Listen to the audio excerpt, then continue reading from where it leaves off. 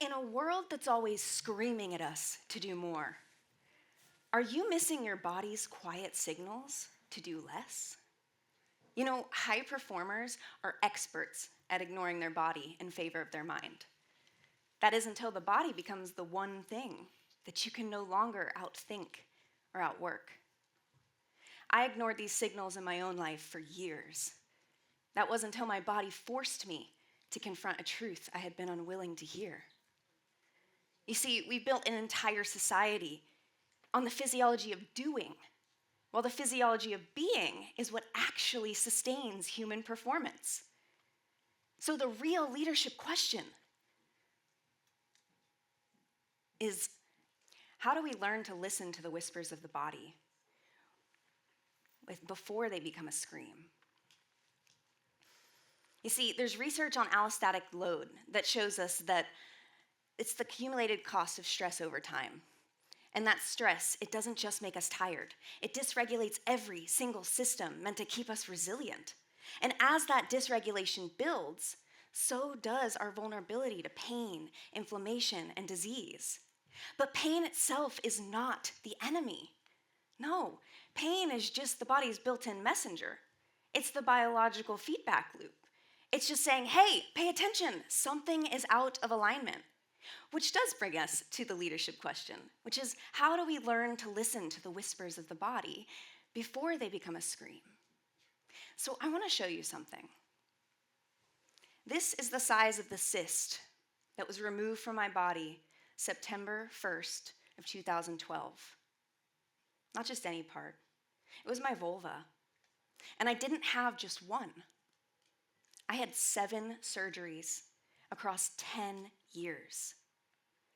And every time someone new would say, we don't know why your body keeps doing this. But nobody ever bothered to ask, what state is your nervous system living in? Or, what might your body be attempting to say to you? No, every time a surgeon cut one out, I thought the problem was gone. But the pain returned. The cysts returned. The surgeries all returned. And every time I pushed harder, I achieved more, I ignored those signals. But the pain always returned. That was until I realized my body, it wasn't attacking me. My body was signaling me. This wasn't weakness, and this wasn't random. It was as if my body was screaming, Jayna, you cannot recover with the same behaviors that hurt you. This golf ball. This is the proof. This right here, this small, tiny, solid reminder that this is what happens when you lead from a state of survival versus a state of authenticity. For years, I thought this was the problem. But this isn't the problem. No. This was the evidence. The evidence of a nervous system pushed past capacity. The evidence of a body living in survival when life demanded leadership.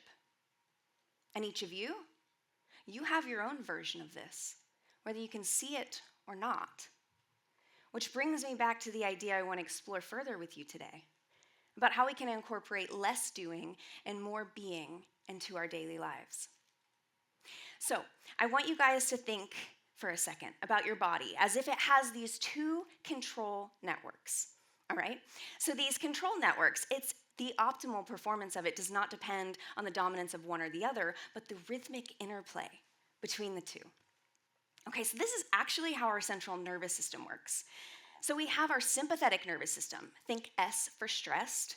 This is our action and our alertness. And then we have our parasympathetic nervous system. Think P for peace. This is your rest and digest. And the 2 ends of this spectrum, they each impact and influence our mood, behaviors, and relationships in systematically different ways. For example, our sympathetic nervous system. This is our S for stressed. Remember, when this takes control, your heart rate, it increases, your breath moves into your chest, your muscles tighten, and your brain narrows to seeing only what is urgent and threatening. Think of this as leading from the head. This is what I call an activated mind and an armored body. It is brilliant for those short bursts of performance. It becomes catastrophic when it's the way that we live. And on the other end of the spectrum, we have our parasympathetic nervous system. Now, when this takes the lead, think P for peace. Your heart rate settles, your breath deepens, and your mind widens to be able to see nuance and possibility. This is what it means to lead from the heart. This is what I call a regulated mind and a relaxed body. You see, these two sides of the spectrum, there's neither that is better or worse, right? The parasympathetic nervous system, when that takes over, it's amazing for us. So I want you guys to know, there's research. There's a 2026 review of 20 plus research studies. It shows that there's a pattern linked not only to mental health issues like anxiety and sleep disruption, but also to things like inflammation, metabolic imbalance, and greater disease risk. It's true.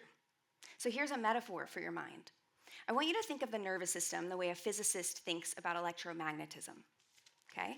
So every electromagnetic field has two poles.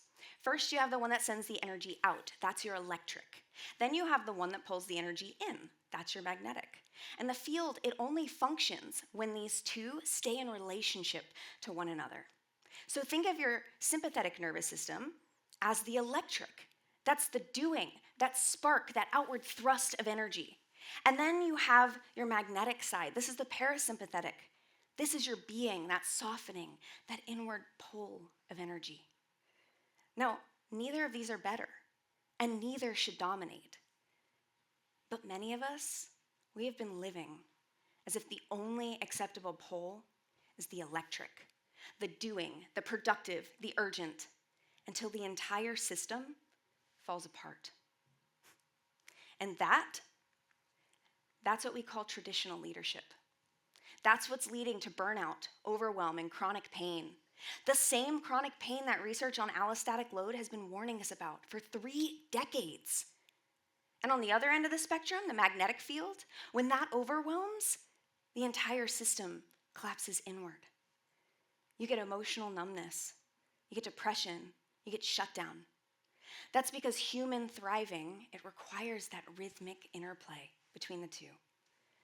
And when you can get that field to stay in relationship and to function well, something extraordinary happens.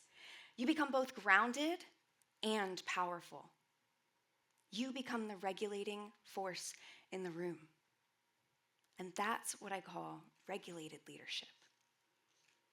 A regulated leader is someone who has a solid enough internal world that other people feel stable simply by being in your presence.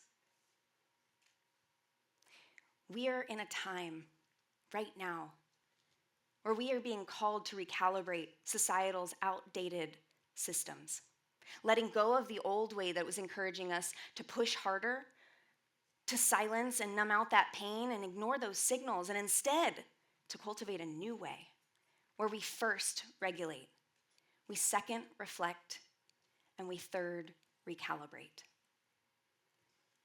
A future where we all know how to self-regulate and co-regulate in real time. A future where we all recognize that leadership is first biological before it's behavioral. My hope is that you too can see my vision for the future, where we shift the internal narrative around what leadership looks like in the future we choose together. Trust me, I've walked that path.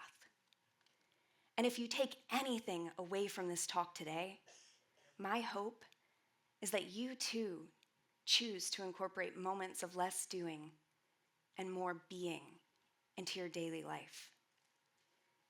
Because the future truly is equal parts electricity and magnetism, equal parts head and heart, equal parts doing and being. Thank you.